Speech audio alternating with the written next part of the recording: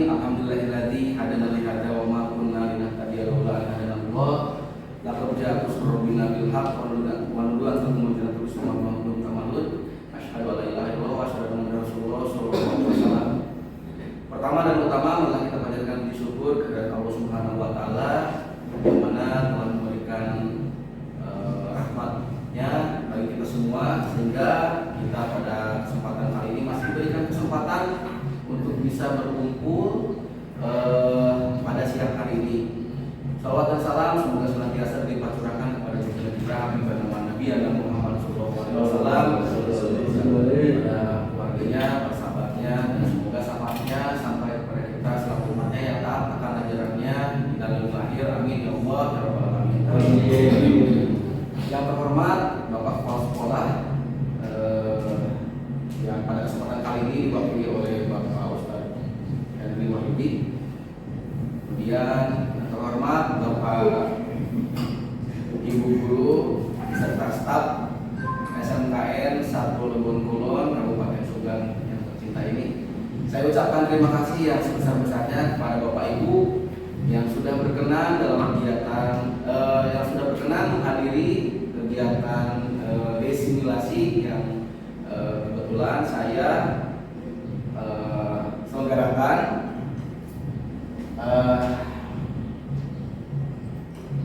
Kegiatannya berkenaan dengan penyebaran, pemahaman, dan penerapan pengalaman budaya positif. Baik, untuk membarokahkan waktu, mengefisiensikan waktu, mari kita mulai belajar dengan mengucapkan basmalah bersama-sama. Bismillahirrahmanirrahim. Selanjutnya ada prasasta atau titipan dari Bapak Kepala Sekolah yang alhamdulillah insyaallah akan diwakili oleh Bapak Wakapolres Pak Henry Wahyudi. Waktu dan tempat kami persilakan. Baik, terima kasih atas waktunya. Bismillahirrahmanirrahim. Assalamualaikum warahmatullahi wabarakatuh. Alhamdulillah. Alhamdulillah wa alhamdulillah. Salatu wassalamu ala Rasulillah wa ala alihi wa ashabihi wa mawala. Asyhadu an la ilaha illallah wa la syarika lah wa asyhadu anna Muhammadan abduhu wa rasuluhu la ilaha illa huwa. Habis kalau sekali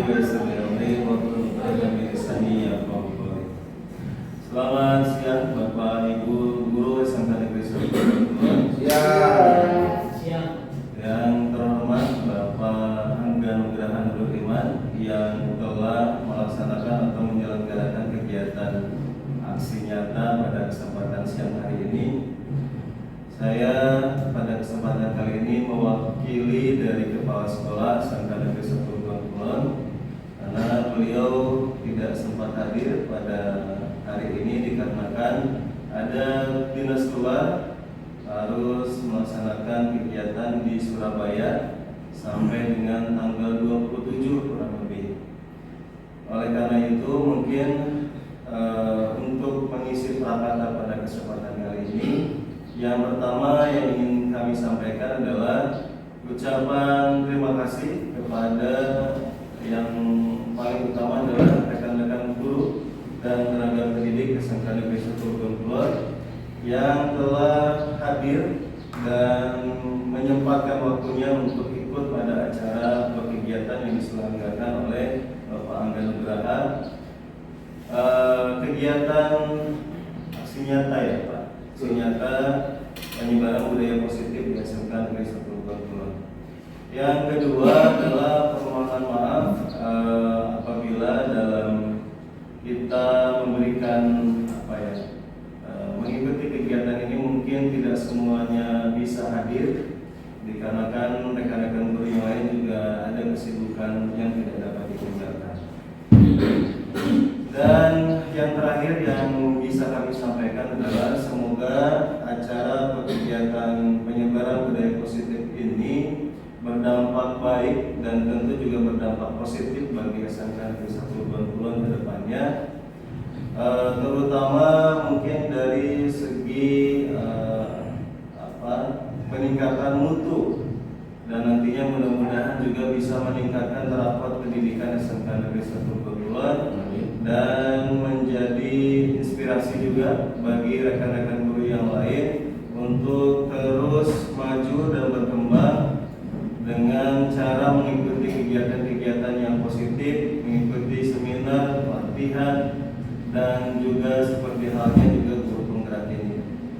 Jadi mudah-mudahan acara atau kegiatan ini menjadi inspirasi bagi kita semua untuk terus maju, terus berkembang, terus meningkatkan kompetensi, dan terus ingin belajar, karena kita adalah pembelajar sepanjang hayat, juga harus bisa memberikan contoh dan tauladan kepada peserta didik bahwa ternyata guru-gurunya pun juga selalu aktif untuk selalu mengembangkan kompetensi mereka. Mungkin dari saya hanya itu saja yang bisa disampaikan. Kurang lebihnya saya mohon maaf. Terima kasih atas perhatian dan kesempatan waktunya. Wassalamualaikum warahmatullahi wabarakatuh. Waalaikumsalam warahmatullahi wabarakatuh. Baik, terima kasih Bapak Henry Mahyudi yang telah mewakili sekolah yang memang sudah dengan keluar. Terima kasih atas support dan dukungannya Pak Ustadz. Mudah-mudahan apa yang menjadi harapan dari kita semua bisa terwujud, bisa tercapai juga harapan dan cita-cita serta visi untuk anak didik kita. Amin ya Allah ya Rabbal alamin. Amin. Baik Bapak Ibu, langsung saja kita menuju ke materi. Tetapi biasanya ini udah jam-jam rawan. Mohon izin saya boleh berdiri Pak Ustadz? Ya, Oke, Pak Ustadz di badai ini saya. Baik, terima kasih. Oke, Bapak Ibu. Tidak usah begitu Pak. Kita tidak usah terpaku ke video ya. Tenang, video bisa diedit. Tenang. Pada siang kali ini udah memang memasuki jam rawan ya. Tapi seperti biasa ketika apel pagi ini kita ada pengambil apel biasanya suka selamat pagi. Pagi. Oh, seperti itu Pak. Dan kita jam segini udah jam rawan udah begini aja nih. Udah enak ini harusnya. Tapi mohon maaf, terima kasih sekali Bapak Ibu yang sudah hadir. Saya ingin ini dulu membangkitkan semangatnya nih. Slogan SMK Legon Kulon itu apa tuh? Masih ingat gak? Iya, masih baik. When I said, ketika saya ngomong SMK Legon Kulon, SMK 1 Legon Kulon, ideal pasti lebih baik. Siap. Bisa dipahami? Siap. SMK Negeri 1 Legon Kulon. Iya, saya lebih baik. SMK Negeri 1 Legon Kulon. Iya, saya lebih baik. Luar biasa, terima kasih tepuk tangan dulu. Bapak Ibu yang saya hormati, mohon maaf, sebetulnya ini untuk disimulasi ini hanya pemenuhan tugas untuk CGP Angkatan 9, tapi sifatnya ini bukan bermaksud untuk menggurui, hanya sharing atau berbagi materi yang sudah kami dapat di PGP atau Pendidikan Guru Penggerak ini. Mudah-mudahan apa yang bisa didapat nanti bisa didesimasikan lagi dan bisa dilaksanakan untuk kegiatan di sekolah kita, apalagi untuk pembelajaran di sekolah. Baik, Bapak Ibu, di sini sudah terpampang budaya positif. Sudah pasti pernah Bapak Ibu dengar apa itu budaya positif. Dan tolong bisa berikan contohnya, salah satunya budaya positif itu seperti apa? Ada yang tahu Pak Ibu? Contoh budaya positif. Pak Henry, ya terima kasih sudah maju. Apa Pak Henry? Pak Henry, ya ini Pak Doni ya. Iya Pak Doni. Apa Pak Doni? Budaya positif Pak Doni. Iya. Ya. Budaya positifnya Contohnya? tidak terlambat masuk kelas. Bagus. Yang lain, ada lagi. Baik, Pak Haji. Apa Pak Haji Hamdan ini? Disiplin. Oke, Pak Haji. Coba yang belakang ibu-ibunya mana nih, baru bapak-bapak nih? Apa? Budaya positif. Mama sih Pak Cecep. Non negatif. Budaya non negatif. Luar biasa, nggak apa-apa. Oke, lagi. Menjaga kebersihan. Yang sebelah sana nih belum ada nih. Sebelah kanan nih. Budaya positif apa? Bu Lydia apa? Menjaga ucapan atau saling menghormati bisa. Oke, baik. Nah, itu mungkin salah satu contohnya ya. Tapi ternyata banyak contohnya. Dan budaya positif ini memang harus kita terapkan kepada peserta didik kita atau kepada murid-murid kita. Tapi Menerapkannya itu harus dengan membangkitkan motivasi mereka, dengan membangkitkan dari dalam membangkitkan kesadaran mereka dari dalam diri mereka sendiri, gitu. Bukan dia dipaksa atau bukan ditakut-takuti dengan hukuman. Jadi izin saya. Nah, ternyata konsep inti dari budaya positif itu ada 8 nih Bapak Ibu. Pertama, perubahan paradigma belajar. Yang kedua, disiplin positif. Yang ketiga, nilai-nilai kebajikan. Keempat, kebutuhan dasar manusia. Kelima, motivasi perilaku manusia. Kemudian posisi kontrol guru, keyakinan kelas, dan segitiga restitusi. Nah, kita akan bahas satu-satu. Baik, pembelajaran dengan paradigma baru. Dengan pembelajaran dengan paradigma baru, ini Bapak Ibu pernah dengar nggak yang namanya, saya baca dulu ya. Pembelajaran dengan paradigma baru merupakan pembelajaran yang dirancang berdasarkan prinsip pembelajaran berdiferensiasi, sehingga para peserta didik belajar sesuai dengan kebutuhannya, berdasarkan tahap perkembangan sesuai teori psikologi modern untuk mewujudkan profil pelajar Pancasila. Jadi Bapak Ibu, ada yang pernah dengar namanya pembelajaran dengan student center atau teacher center? Benar. Nah, pernah ya. Nah, rata-rata yang namanya paradigma lama itu pembelajarannya dengan menggunakan teacher center atau berpusat pada guru. Jadi guru hanya memberikan materi searah saja. Ini ada kurikulum nih, materinya gini, sampaikan ke anak. Dan mereka, anak-anak kita, anak-anak peserta didik kita atau guru-guru kita tidak peduli apakah mereka kita memukul rata kemampuan mereka gitu. Apakah mereka ini yang ini dengan latar belakang yang berbeda, tapi kita pukul rata supaya penerimaannya sama. Kita jejali terus materi. Pokoknya harus tamat, harus selesai materi, harus bisa, mau nggak mau. Yang nggak bisa, ya pemacaran belum bisa. Nah, sebetulnya ternyata untuk paradigma baru ini, karena kita punya pembelajaran dengan berdiferensiasi. Kalau different itu berarti dari kata berbeda. Jadi kita harus mengetahui karakteristik dari setiap anak yang kita ajar. Pertama, mungkin mereka ada yang kesulitan dalam secara fisik, mungkin Pak Haji ada yang matanya kurang bisa melihat, ternyata oh iya kendalanya mereka itu ternyata susah untuk menangkap pembelajaran karena sudah ada minus matanya ini. Kita ketahui itu, kemudian kita bisa ke depan. Atau mungkin dari latar belakang keluarga yang berbeda, atau mungkin dari hobi yang berbeda. Mungkin ada yang suka menggambar, ternyata kita tugasin menyanyi seperti itu. Maka kita buat pembelajaran dengan berdiferensiasi sesuai dengan kebutuhan dan tahap perkembangan siswa.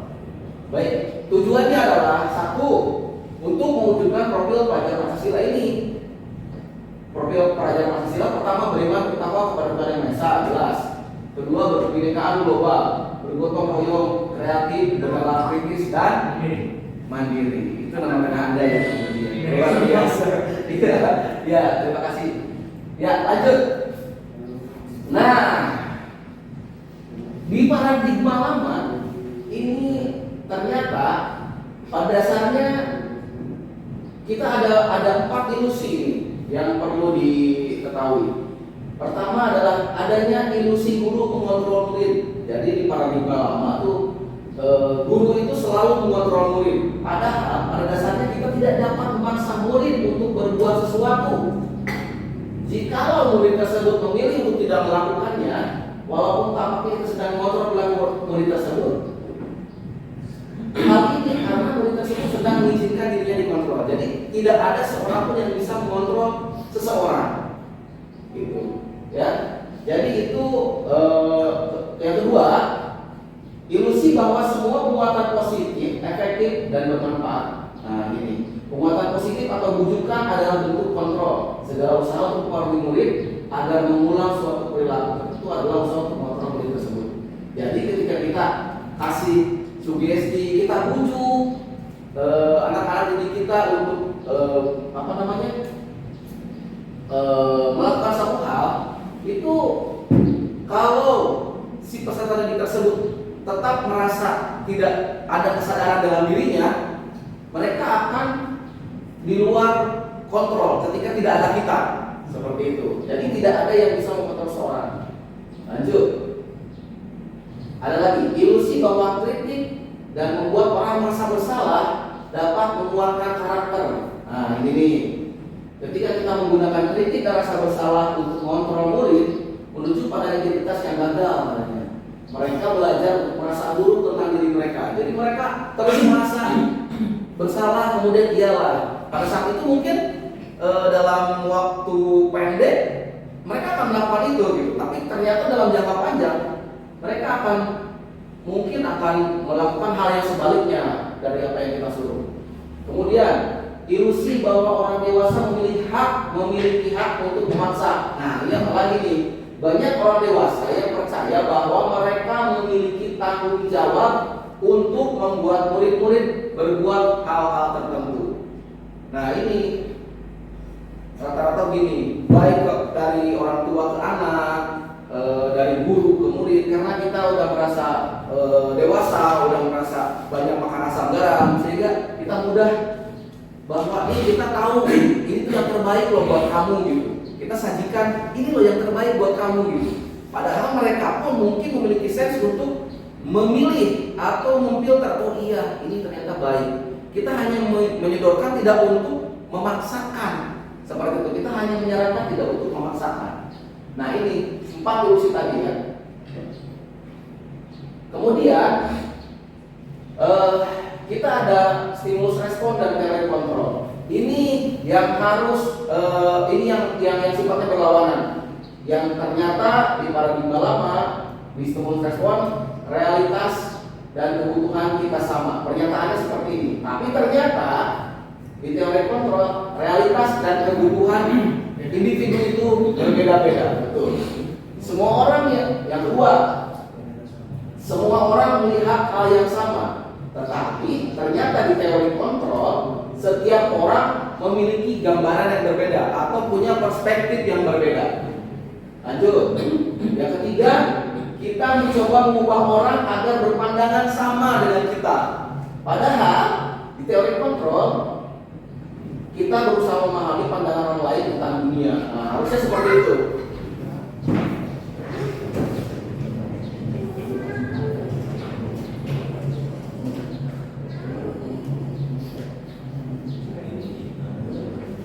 Baik Bapak Ibu, yang selanjutnya perilaku buruk dilihat sebagai suatu kesalahan. Nah, ternyata semua perilaku buruk memiliki tujuan dan ada sebab akibatnya. Mungkin mereka berlaku buruk atau melakukan hal tersebut ada nih triggernya seperti itu ya. Kemudian yang selanjutnya adalah orang lain bisa mengontrol saya. Nah, ternyata hanya diri Anda yang bisa mengontrol diri sendiri, diri Anda sendiri. Tidak ada yang bisa mengontrol seseorang, mengontrol orang lain itu tidak ada. Ketika orang bisa mengontrol orang lain, orang yang Anda kontrol itu sedang memperbolehkan Anda untuk dikontrol. Baik Bapak Ibu, sampai mana tadi? Oke, yang selanjutnya, poin yang selanjutnya adalah pemaksaan pada saat rujukan gagal. Ini biasanya begitu ya. Ketika kita membujuk seseorang untuk melakukan, ternyata tidak sampai, rujukannya nggak masuk, kita malah ada force di situ, pemaksaan langsung. Kadang-kadang kita menggunakan kekerasan biasanya ya. Ternyata kolaborasi dan konsensus menciptakan pilihan-pilihan baru. Jadi di teori kontrol kita ada pilihan-pilihan baru. Misalkan bagaimana baliknya nih kita ngobrol, bagaimana komunikasi intinya. Selanjutnya model berpikir menang atau kalah. Pokoknya kalau kamu nurut ke saya, kalau Anda nurut ke saya, nanti saya menang, yang nurut yang kalah. Nah, ternyata seperti itu. Padahal poinnya adalah ketika teori kontrol kita harus ada win-win solution. Pihak yang ini menang dan kita pun menang. Jadi poinnya adalah cari solusi jalan tengah seperti itu. Ya Bapak Ibu, lanjut. Baik. Nah, di sini nih, di situ positif. Nah, ternyata karena kita berbasis ketarunaan, maka sudah tidak asing bagi kata disiplin ini sudah tidak asing bagi Bapak Ibu. Di sini ada disiplin positif ya. Disiplin berasal dari kata disiplina yang artinya belajar. Ternyata disiplin itu belajar. Disiplin mengacu pada disiplin diri yang memiliki tanggung jawab terhadap apa yang dilakukannya berdasarkan nilai-nilai yang diyakini. Nah, jadi muncul dari diri. Keyakinan yang benar itu seperti apa muncul dari diri, bukan dari stimulus dari orang lain. Kemudian disiplin positif merupakan salah satu cara penerapan disiplin yang bertujuan untuk menumbuhkan kesadaran serta memperdayakan peserta didik tanpa imbalan atau penghargaan, ancaman atau hukuman. Ternyata di sini ada yang digarisbawahi Bapak Ibu. Memberdayakan peserta didik tanpa imbalan, satu, atau iming-iming atau penghargaan. Kedua, ancaman atau hukuman. Nih nanti ada penjelasannya ya di slide berikutnya. Tanpa tiga itu berarti. Kemudian peserta sebagai pendidik, tujuan kita adalah menciptakan peserta didik yang memiliki disiplin diri sehingga mereka berperilaku mengacu kepada nilai-nilai kebijakan universal dan memiliki motivasi intrinsik dalam perubahan perilaku ke arah yang lebih baik. Lanjut Bu, Pak. Lanjut. Ini konsep disiplin positif dan motivasi. Ketika mendengar kata disiplin, apa yang terbayang di benak Anda? Yang terbayang di pikiran Anda seperti apa? Kebanyakan orang akan menghubungkan kata disiplin dengan kata tertib, peraturan, hukuman, kepatuhan. Disiplin juga sering dihubungkan dengan kata hukuman, padahal itu sungguh berbeda. Ya, karena belajar tentang disiplin positif tidak harus dengan memberikan hukuman. Justru itu adalah satu alternatif terakhir kalau perlu, ya, dan tidak digunakan sama sekali. Hukuman itu tidak perlu sama sekali untuk mendisiplinkan seseorang. Seperti itu konsep dari Ki Dewana. Ya, sejalan dengan pandangan Dian Gosen dalam bukunya Restructuring School Discipline 2021, dia mengatakan bahwa arti kata disiplin berasal dari bahasa Latin yang artinya belajar. Nah, jadi belajar ya, tadi sudah dijelaskan juga. Untuk menjadi seorang murid untuk mengikut, seorang harus paham betul alasan mereka mengikuti suatu aliran tertentu. Jadi mau kemana, mau apa, dia harus punya alasan yang kuat dan timbul dari diri. Sehingga motivasi yang terbangun adalah motivasi intrinsik, bukan dari ekstrinsik atau dari luar, atau dari paksaan, atau dari karena takut dihukum, atau dari saya ingin ada reward seperti itu. Tetapi muncul dari kesadaran sendiri, muncul alasannya, oh saya ingin seperti ini, saya memilih perilaku seperti ini, saya memilih disiplin seperti ini karena saya yakin disiplin itu baik dan saya yakin bahwa, nah, jadi muncul dari diri, bukan dari karena takut seseorang atau takut hukuman seperti itu. Nah, konsep disiplin dengan identitas ganda tadi, ketika disiplin itu didasari dengan adanya hukuman. Bapak Ibu, ketika anak telat, kamu telat 5 menit, turun 20 push up. Nah, ketika bajunya tidak lengkap, kamu tidak lengkap, suruh hormat bendera 10 menit misalkan. Itu ternyata ada poin-poin yang salah. Itu malah tidak akan mendisiplinkan. Mungkin mereka akan nurut di situ, tapi setelahnya ternyata ada identitas yang gagal di situ. Pertama, itu akan menyakitkan. Kedua, ada ketidaknyamanan yang timbul dari mereka. Mungkin akan ada keluar dendam. Ya. Kemudian murid akan merasa takut. Murid akan menyembunyikan kesalahannya. Ketika datang kasihanan, jemput ke belakang bentar seperti itu, dia akan lari dari hukuman. Nah, secara logika kita secara di lapangan kita pun mengalami hal itu kan. Ketika ada polisi di helm, dia belok kiri, dia bagaimana caranya supaya tidak terlihat bersalah di depan orang lain. Seperti itu. Karena kalau kita ingin mendisiplinkan dengan orientasinya hukuman, itu tidak boleh. Kemudian ternyata dengan menggunakan penghargaan pun Itu salah Bapak Ibu kata konsep di sini ya. Tapi nanti kita akan sharing seperti apa. Dengan penghargaan ternyata satu, tidak ada efektivitas, tidak efektif. Kedua, merusak hubungan atau adanya kecemburuan. Ketika misalkan ranking IO gimana dia ranking hiji terakhir, yang ini ranking 1, yang ini ranking terakhir misalkan, ini akan ada kesenjangan, akan ada kecemburuan. Kedua, mematikan kreativitas siswa. Ketika anak udah di lebih dari ranking 10, maka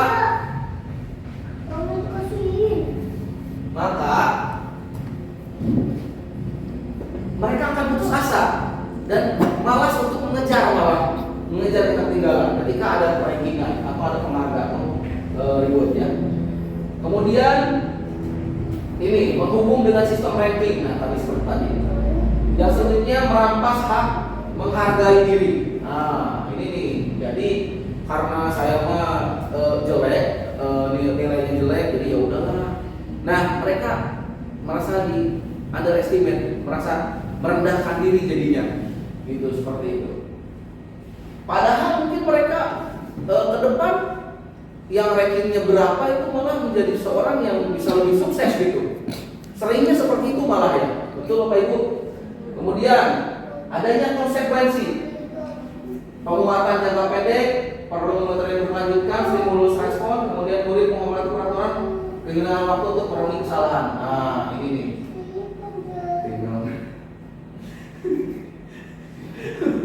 Lanjut. Nilai-nilai kebajikan universal. Dengan mengaitkan nilai-nilai kebajikan yang diyakini seseorang dari dalam dirinya tadi, maka motivasi intrinsiknya akan terbangun sehingga menggerakkan motivasi dari dalam untuk dapat mencapai tujuan mulia yang diharapkan. Jadi muncul dari diri, bukan dari paksaan, bukan dari stimulus ekstrinsik, bukan dari luar, bukan dari adanya hukuman, bukan dari adanya konsekuensi atau adanya penghargaan. Bapak Ibu, ketika ada kepala sekolah nih, misalkan Bapak pimpinan izin, ketika ada kepala sekolah udah standby di depan, kemudian beliau mengkokokkan bahwa beliau sudah standby di depan. Apa yang Bapak Ibu lakukan pertama kali datang ke sekolah? Pertama, apakah akan terburu-buru datang nih untuk lebih tepat waktu? Karena pimpinan udah duluan di situ. Kedua, apakah memang takut oleh teguran atau memang sudah terbiasa bangun pagi sehingga kita sampai di sini dengan waktu yang pas atau waktu yang tepat? Seperti itu. Biasanya ini karena takut hukuman, maka kita buru-buru. Termasuk saya sendiri, Bapak Hendri, Bapak Donald, termasuk saya. Seperti itu ya. Jadi saya bangunnya di sini, saya tidur di sini, Pak Hendri. Pak Donald. Ya, seperti itu. Jadi intinya poinnya adalah muncul dari diri. Ketika kita sudah meyakini apa yang menjadi kebajikan, nilai-nilai kebajikan yang kita yakini itu ketika sudah muncul dari diri sendiri, kesadaran sendiri, maka hukuman, reward seperti itu sudah diabaikan dan itu menjadi karakter individu kita, ya. Oke, lanjut. Nah,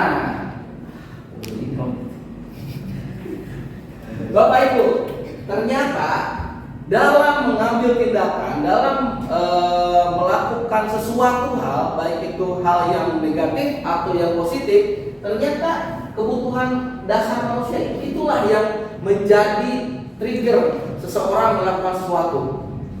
Nih, adanya ingin terpenuhnya kebutuhan kekuasaan atau power. Yang kedua, inginnya kasih sayang. Yang ketiga, inginnya kebebasan. Dan yang keempat, kebutuhan dasar manusia berkenaan dengan kesenangan. Yang kelima, kebutuhan untuk bertahan hidup atau survival. Ini Bapak Ibu, izin saya mencontohkan hal yang negatif. Misalnya, ada beberapa anak atau peserta didik kita yang memang ternyata selalu saja mereka dia itu membuat masalah. Nih, dia itu selalu saja membuat keributan. selalu saja dia itu apa namanya ya, beda dari orang lain. Taruhlah dengan tanda kutip nakal. Nah, ternyata perilaku seperti yang dia lakukan itu ada kebutuhan dasar yang dia tidak penuhi, yang dia cari, gitu. Perilaku seperti yang tadi saya sebutkan, ternyata dia itu beda dari yang lain. Dia itu selalu buat keributan, gaduh di kelas. Dia itu mungkin cepat kan, mencari perhatian atau butuh kasih sayang, atau itu sudah menjadi sesuatu hal yang memang dia senangi gitu. Kemudian ada lagi, mungkin dia ingin membuktikan kekuatannya atau powernya di depan orang-orang lain, di depan teman-temannya, seperti itu. Mohon maaf, kemarin ada kasus beberapa di sekolah lain ya, di daerah Konoha ya. Ada yang tawuran seperti itu. Mereka itu ada tujuannya, pasti ada kebutuhan dasar yang mereka ingin penuhi gitu. Mereka ingin terlihat berkuasa atau punya power di depan teman-temannya, bisa jadi. Atau mungkin mereka kurang kasih sayang dari orang tuanya, sehingga mereka ingin menarik perhatian orang tuanya atau menarik perhatian orang yang ada di sekitarnya, ingin menjadi perhatian. Nah, kebutuhan dasar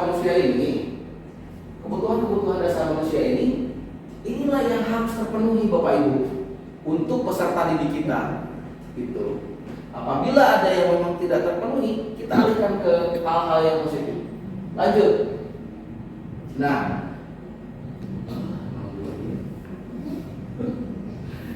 dia dosen dalam bukunya Strategi Sekolah Disiplin yang tadi ternyata menyatakan ada 3 alasan motivasi perilaku manusia. Pertama, ini untuk menghindari ketidaknyamanan atau hukuman. Nah, seperti tadi ya. Yang kedua, untuk mendapatkan imbalan atau penghargaan dari orang lain. Yang ketiga, untuk menjadi orang yang mereka inginkan dan menghargai diri sendiri. Ternyata ini nih yang harus kita tanamkan ke peserta didik kita, yang harus kita pacu ke peserta didik kita adalah ini. Bahkan untuk diri kita sendiri adalah poin 3 ini, untuk menjadi orang yang kita inginkan dan menghargai diri sendiri. Ya, lanjut. Bapak Ibu, ada sejam ini? Belum ya? Ini 15 menit lah. Yang ini yang baru 15 menit, tadi 20 menit. Bapak Ibu, untuk membackup kita, untuk mewujudkan kondusivitas kita di kelas, ternyata daripada kita membuat aturan jangan lebih baik kita membuat keyakinan kelas Bapak Ibu. Karena bedanya keyakinan kelas dengan peraturan sekolah dengan peraturan kelas itu sangat berbeda. Kalau peraturan itu kita drop mereka. Ada beberapa peraturan, 10 aturan, jangan begini. Tapi untuk keyakinan kelas Bapak Ibu, keyakinan kelas ini kita buat bersama dan disepakati bersama oleh seluruh anggota kelas. Dan bahkan mungkin datangnya dari peserta didik kita. Apa yang menjadi kenyamanan buat mereka, pembelajaran seperti apa yang mereka inginkan, kemudian lingkungan seperti apa yang mereka harapkan. Kita bisa bikin keyakinan kelas untuk mengkondusifkan kelas. Jadi bukan dari peraturan, ya. Makanya kesadarannya muncul dari diri sendiri tadi. Oh, seperti misalkan contoh kecil di kelas Pak tidak boleh menggunakan HP Pak. Nah, itu kan kalimatnya negatif tuh. Tidak boleh menggunakan HP. Oke, baiklah. Kita sambungkan tuh. Sepakat semua, sepakat. Nah, ini udah datangnya dari murid atau peserta didik kita, jangan dari kita. Ketika datangnya dari kita, maka mereka merasa tertekan atau muncul ketidaknyamanan karena merasa terpaksa. Di sini dikatakan setiap tindakan atau perilaku yang kita lakukan di dalam kelas dapat menentukan terciptanya sebuah lingkungan yang positif. Perilaku ada kelas tersebut menjadi sebuah kebiasaan yang akhirnya membentuk sebuah budaya positif. Untuk terbentuknya budaya positif, pertama perlu diciptakan dan disepakati keyakinan-keyakinan atau prinsip dasar bersama di antara para warga kelas, menyatukan pemikiran untuk mendapatkan nilai-nilai kebaikan serta visi sekolah tersebut, kemudian diturunkan ke kelas-kelas menjadi keyakinan kelas yang, mohon maaf, digarisbawahi, yang disepakati bersama. Betul. Jadi datangnya dari siswa juga. Seperti tadi bilang bahwa ketika ini aturan-aturan kelas itu udah ada dari peraturan sekolah juga, tentu. Tapi kita turunkan lagi biar nanti siswa ya ini redaksinya.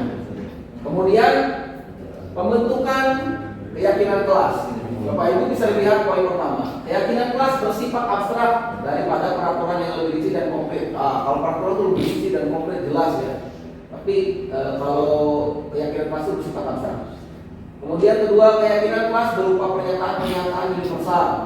Ketiga, pernyataan keyakinan kelas senantiasa dibuat dalam bentuk positif atau kalimat positif. Keyakinan kelas hendaknya tidak terlalu banyak sehingga mudah diingat dan dipahami oleh semua warga kelas.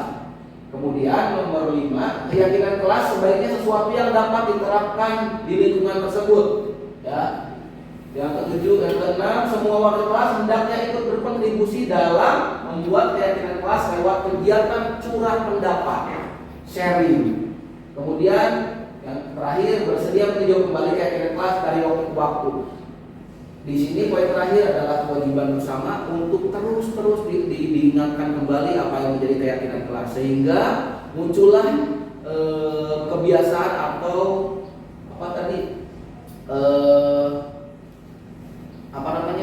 hal-hal positif yang muncul dari diri mereka sendiri, bukan dari paksa.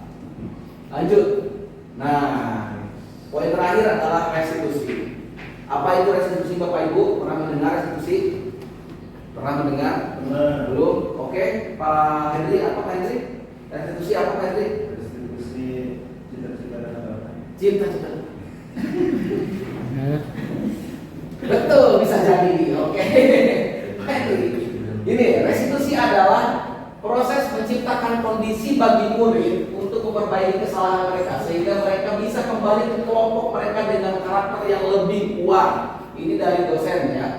Kemudian itu juga adalah proses kolaboratif yang mengajarkan murid untuk mencari solusi untuk masalah mereka dan membantu murid berpikir tentang orang seperti apa yang mereka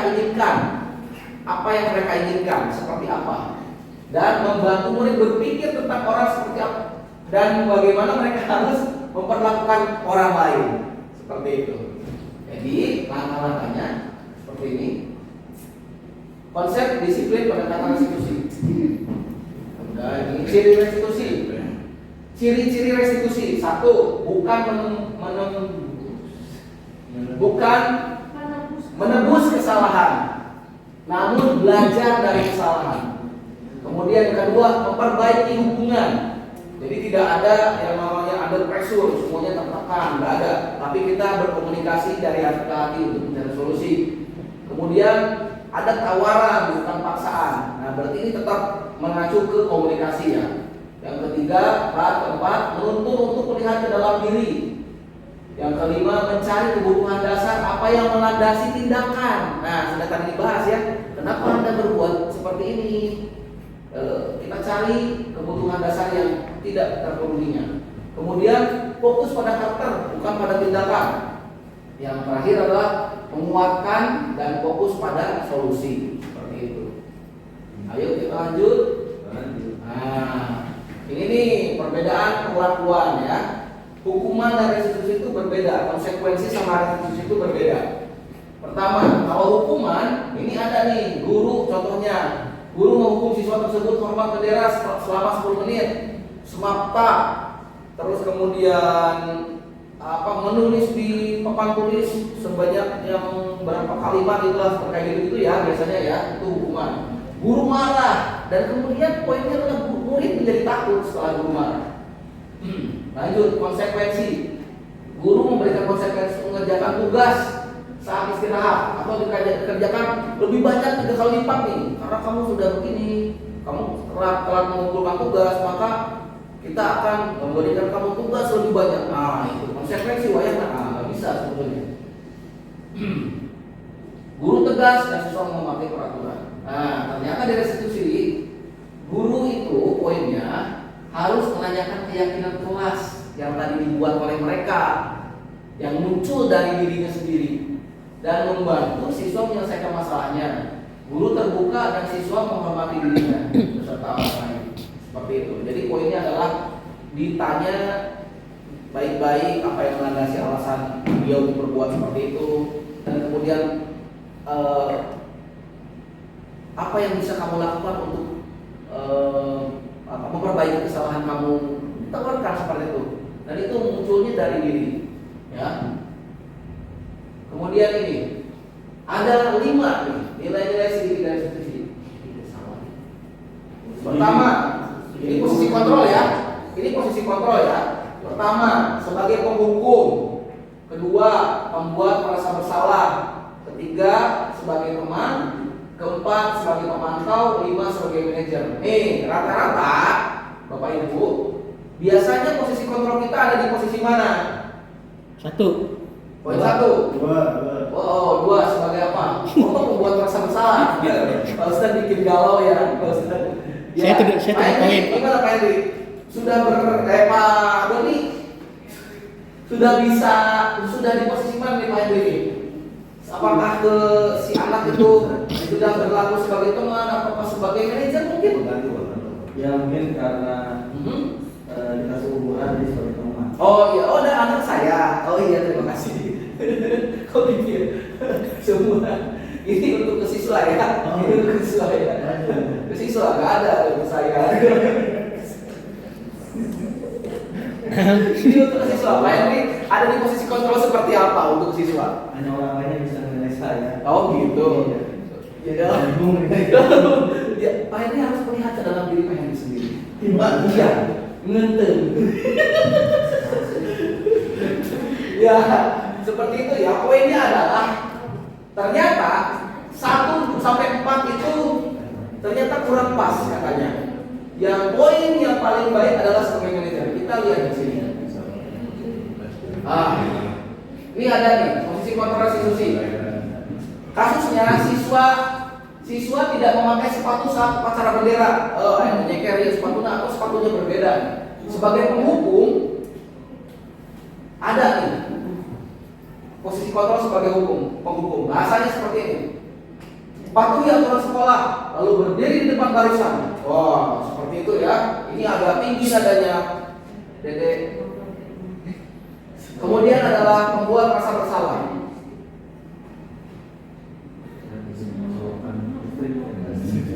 Membuat rasa bersalah. Contohnya seperti ini. Beberapa kali ibu guru harus memberitahu kamu, ibu guru kecewa sama kamu. Nah, jadi kayak gitu, memberikan perasaan bersalah untuk si anak. Seperti itu. Kemudian sebagai teman, di sini posisinya adalah ayolah yang tertib, buat bu guru bangga. Kali ini tidak apa-apa kamu salah. Nah, ternyata memposisikan sebagai teman pun kurang tepat Bapak Ibu. Karena di situ tidak ada barrier to entry, tidak ada sekat antara guru dan murid. Dan mungkin nanti malah suatu saat ketika ada dalam pembelajaran mungkin murid akan nyeletuk kurang respect sama kita dengan bahasa-bahasa yang menganggap kita sebagai teman, gitu ya. Kita juga harus memberikan batasan. Kemudian sebagai pemantau, bahasanya seperti ini. Contohnya, kamu sudah melanggar, ada peraturan dan konsekuensinya. Dia tidak menghukum, tapi dia mengingatkan bahwa ada konsekuensi yang harus dia terima. Nah, posisi terakhir adalah sebagai manajer. Di sini nih, ini ternyata mungkin menurut saya adalah paling baik. Di sini ada contohnya adalah ada kalimat seperti ini. Apakah kamu tahu kesalahan kamu? Diidentifikasi dulu. Apakah dia mengerti atau paham kesalahan dia? Gitu. Jangan-jangan dia ikut hukuman aja, dihukum, ternyata dia tidak tahu apa yang dia lakukan itu salah atau benar. Apa yang jadi kesalahan dia itu dia tidak tahu. Jadi tanya dulu, apa kamu tahu kesalahan kamu? Oh iya Pak, saya ini lupa pakai sepatu Pak. Saya pakai sepatunya ternyata kira-kira ternyata sepatu saya Pak rusak begini. Ternyata ada alasan mungkin yang harus kita dengarkan dulu. Apa yang menjadi alasan atau trigger kenapa dia bisa berbuat seperti itu, melanggar seperti itu. Kira-kira bagaimana kamu akan memperbaiki kesalahan ini? Nah, kita kasih solusi, kasih pilihan yang muncul dari dirinya sendiri, yang muncul dari pemikiran dia sendiri. Oh iya Pak, mungkin ke depan saya akan coba untuk pinjam sepatu apabila sepatunya rusak ya. Mungkin saya akan coba untuk pinjam sepatu adik saya yang ini. Oh mungkin nanti Pak ke depan saya akan coba untuk nabung untuk membeli, atau mungkin ada solusi-solusi lain menjadi pilihan dan membuat permasalahannya selesai seperti itu. Jadi posisi manajer adalah menurut saya adalah yang paling the best seperti itu ya. Dan manajer yang Luar biasa. Terus aja. Betul. Oke, luar biasa Pak Hendi ya. Nanti bisa mungkin diaplikasikan ya Pak Hendi di kehidupan sehari-hari. Oke, lanjut. Nah, ini dia. Aku juga dulu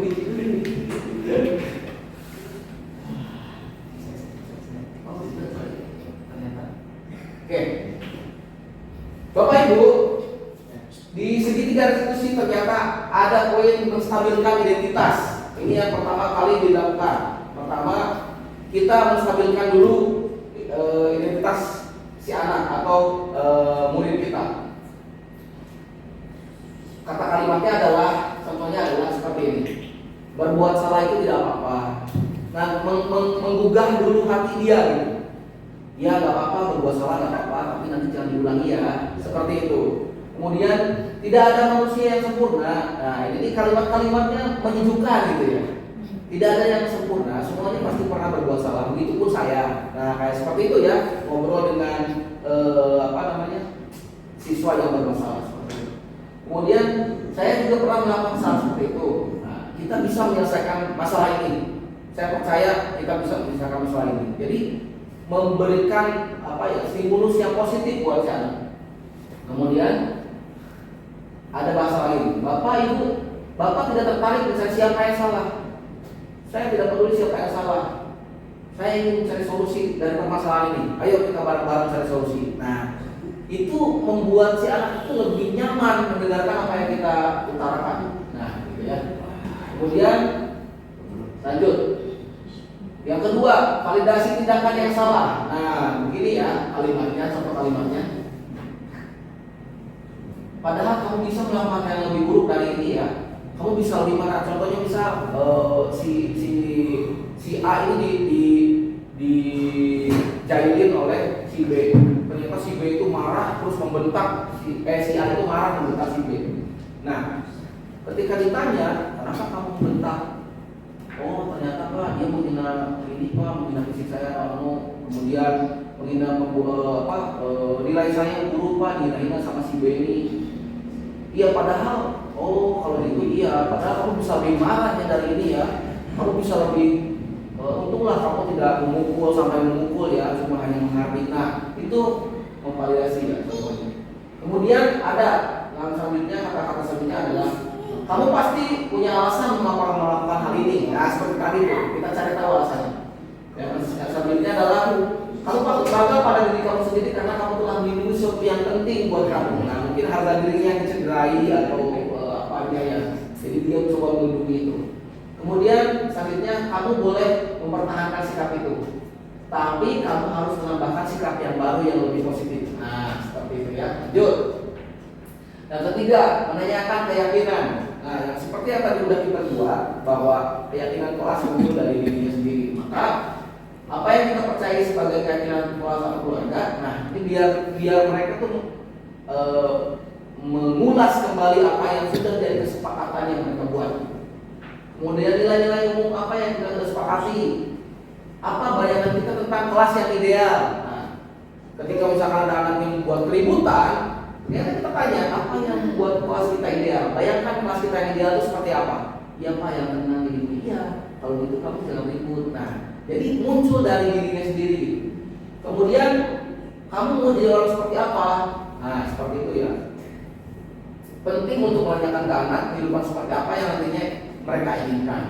Apakah kamu ingin menjadi orang sukses, atau bertanggung jawab, atau bisa dipercaya, atau kemudian kebanyakan anak mengatakan iya, tapi mereka tidak tahu bagaimana caranya menjadi orang seperti itu. Seperti itu, Mas.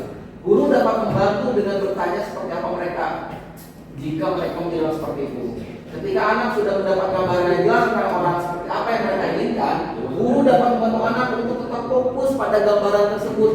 Nah, fungsinya adalah guru menuntun anak untuk menjadi apa yang mereka inginkan. Tentunya hal yang positif ya.